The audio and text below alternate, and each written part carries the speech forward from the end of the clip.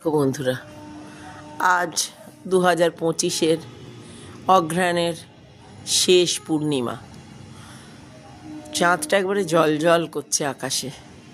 আজকে যেন এই চাঁদের দিকে তাকিয়ে আমার খালি ওই গানটা মনে পড়ছে, ওই যে বাঁশবাগানের মাথার উপর চাঁদ উঠেছে, ওই মাগো আমার শোলকবালার কাজলা দিদি কই।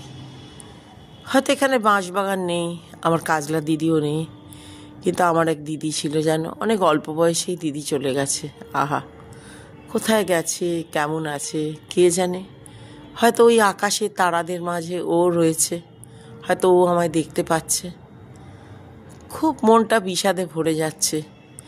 যদিও পূর্ণিমার রাত, ঝলমলে চাঁদ, কিন্তু কেন জানি না কিছু কথা মনকে বড্ড নাড়া দেয়।